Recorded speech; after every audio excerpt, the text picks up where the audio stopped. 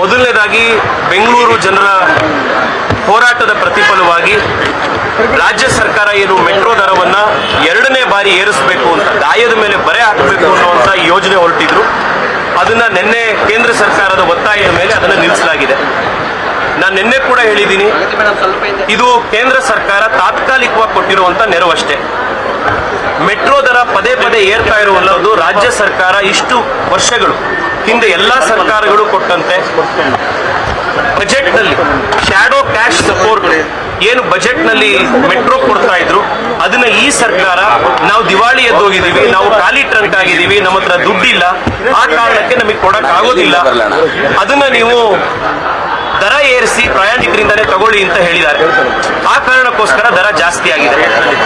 ಬೆಂಗಳೂರಿನಲ್ಲಿ ಮೆಟ್ರೋ ದರ ಕಡಿಮೆ ಆಗಬೇಕು ಅಂತಂದ್ರೆ ರಾಜ್ಯ ಸರ್ಕಾರ ಹಿಂದೆ ಸರ್ಕಾರಗಳು ಯಾವ ರೀತಿ ಬಜೆಟ್ ನಲ್ಲಿ ಶ್ಯಾಡೋ ಕ್ಯಾಶ್ ಸಪೋರ್ಟ್ ಮೆಟ್ರೋ ಕೊಡ್ತಾ ಇತ್ತು ಅದನ್ನ ಮತ್ತೆ ಮುಂದುವರಿಸಬೇಕು.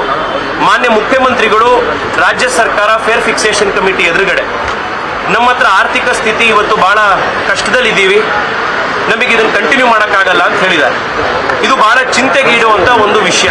ರಾಜ್ಯದ ಸ್ಥಿತಿ ಹೀಗಾಗಿದೆಯಾ ಅಂತ ಬರ್ತಾ ಇರೋ ಬಜೆಟ್ ಸೆಷನ್ ನಲ್ಲಿ ಮುಖ್ಯಮಂತ್ರಿಗಳು ಶ್ವೇತಪತ್ರ ಹೊರಡಿಸಬೇಕು.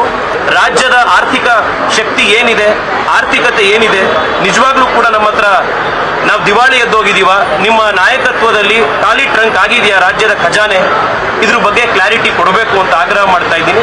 ಮತ್ತೊಮ್ಮೆ ಬೆಂಗಳೂರಿನ ನಾಗರಿಕರಿಗೆ ಇವತ್ತು ನಮಗೆ ಸಿಕ್ಕಿರುವಂತ ಈ ಯಶಸ್ಸಿಗೆ, ಮೆಟ್ರೋ ದರವನ್ನ ಇಳಿಸಿರುವಂತ ತಾತ್ಕಾಲಿಕವಾಗಾದ್ರೂ ತಡೆ ಹಿಡಿದಿರುವಂತ ಈ ಪ್ರಯತ್ನಕ್ಕೆ ಅವರಿಗೆ ಅಭಿನಂದನೆ ಸಲ್ಲಿಸ್ತೀನಿ.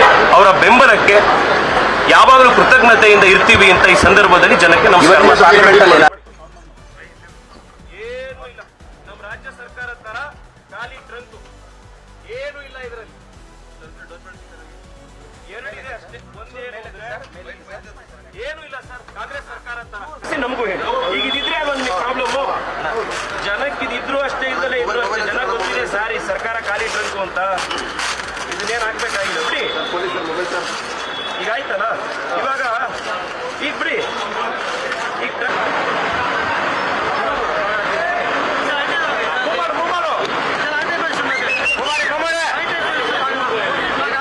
just because we are asking for affordable public transport, they are asking